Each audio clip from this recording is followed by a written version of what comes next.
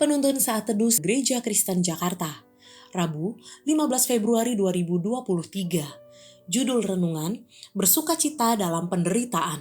Diambil dari 1 Petrus 4 ayat 12-16.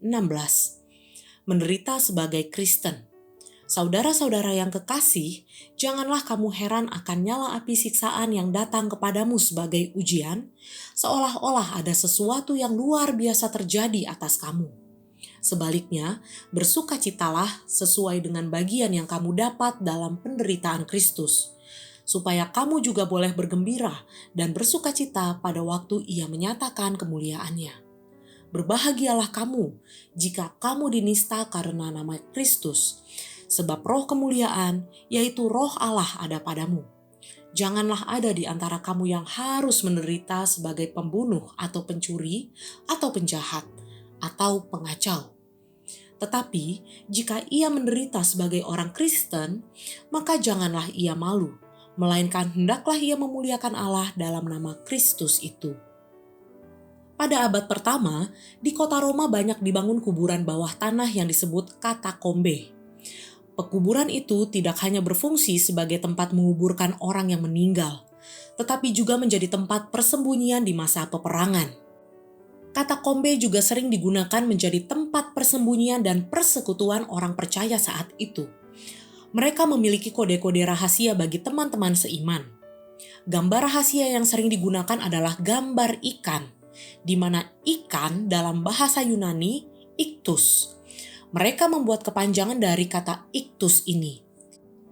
I, singkatan dari Isus yang berarti Yesus.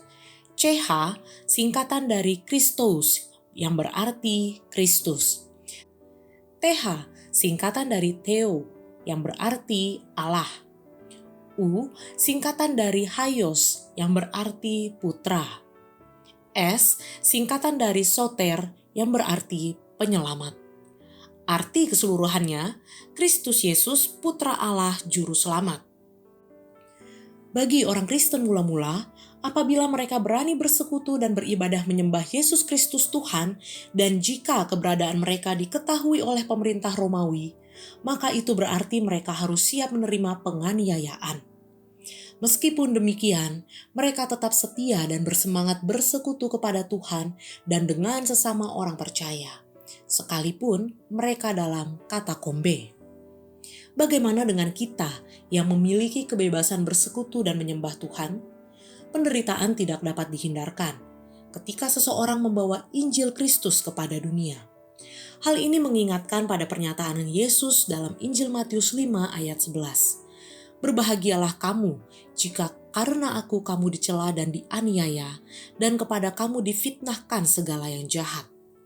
Menderita sebagai orang percaya bukanlah hal yang memalukan.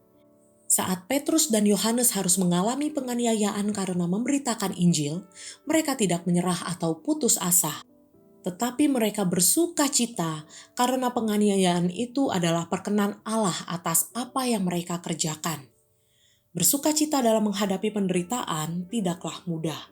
Namun, karena pertolongan Roh Kudus yang memampukan dan menguatkan mereka percaya saat mengalami aniaya karena memberitakan Injil Kristus menyertai mereka. Memberitakan kabar baik di masa kini bukan berarti tanpa tantangan. Tantangan yang harus dihadapi berbeda dengan zaman para rasul. Kita menjadi golongan minoritas, dianggap sok suci, sok benar, bahkan dijauhi. Namun semua itu jangan membuat kita berputus asa dan mengingkari panggilan kita sebagai anak Allah. Tetapi kita harus tetap bersukacita, karena sukacita yang Tuhan berikan tidak terkondisi oleh keadaan yang kita alami. Ada kalanya kita mengalami tekanan dari berbagai pihak karena iman kita kepada Kristus. Namun, tetaplah kuat dalam percaya kita kepadanya.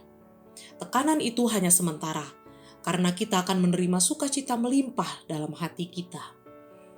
Tidak ada yang dapat memisahkan kita dari kasih Kristus, karena sukacita telah tersedia bagi kita. Terpujilah Allah.